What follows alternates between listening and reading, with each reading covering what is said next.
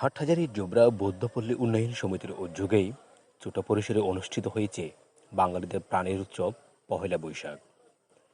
Corona ভাইরাসের জন্য বড় পরিসরে করতে না পারলেও ঘরোয়া পরিবেশে সাংস্কৃতিক অনুষ্ঠান ও আলোচনা সভা অনুষ্ঠিত হয়।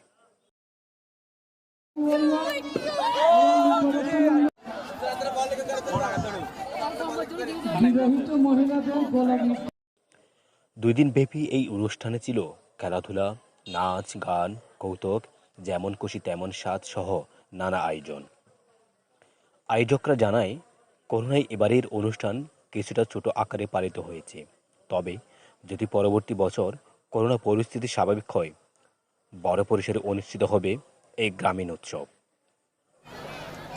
বাঙালির সংস্কৃতি এবং ঐতিহ্যের একটা ঐতিহাসিক খেলাধুলা। এটা জোবরা বৌদ্ধ পল্লী সমিতি 1964 সাল থেকে এটা উদযাপন করে আসছে। বর্তমানে জোবরা বৌদ্ধ পল্লী সমিতি এই 2 দিন ব্যাপী পয়লা বৈশাখের খেলাধুলা এবং আলোচনা সভা সাংস্কৃতিক অনুষ্ঠান উদযাপিত করতে যাচ্ছে। আসলে প্রত্যেক বছর 13 এবং 14 তারিখ পয়লা বৈশাখ উদযাপন করা হয়ে থাকে।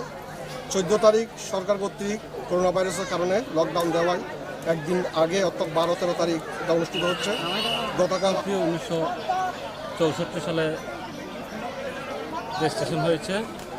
এখন সেই প্রতিষ্ঠার পর থেকে জোবরা বড়ুয়াপাড়ার সকল বিচার, খেলাধুলা, যত রকমের কর্মকাণ্ড আছে সামাজিক সব আইন শৃঙ্খলা সব কিছু এই জোবরা বৌদ্ধ পল্লী উন্নয়ন সমিতি নিয়ন্ত্রণ করে থাকে এবং সব কিছুর দায় দায়িত্ব পল্লী উন্নয়ন সমিতির উপর বর্তায়।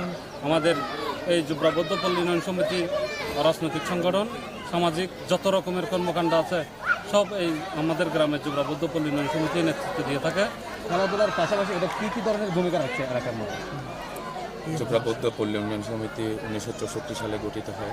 আপনার প্রশ্ন অনুযায়ী খেলাধুলার পাশাপাশি সামাজিক যত কর্মকাণ্ড আছে, আচার বিচার, সংস্কৃতিমনা ক্রিয়া সব কিছুতেই জোবরা বৌদ্ধ পল্লী উন্নয়ন সমিতি এই গ্রামের মধ্যে ওতপ্রোতভাবে জড়িত এবং শান্তি শৃঙ্খলা থেকে শুরু করে উন্নয়নমূলক সব কর্মকাণ্ডে জোবরা বৌদ্ধ পল্লী উন্নয়ন সমিতি তত্ত্বাবধানে হয়ে থাকে এবং হয়ে থাকবে।